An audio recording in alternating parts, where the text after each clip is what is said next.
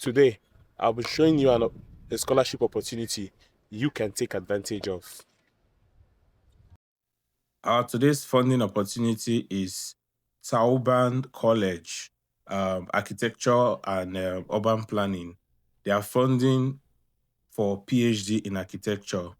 They spend close to 400,000 in funding support per student, and these $400,000 will be is part of your stipends, money you will spend on your research and your tuition, your living expenses.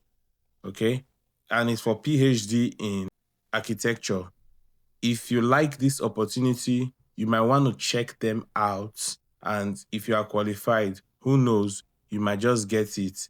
And if you need a way to apply, check out our course. I know you have found value in this video.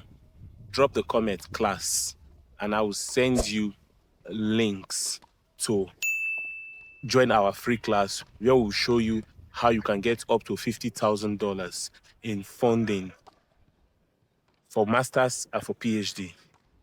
Drop the comment now.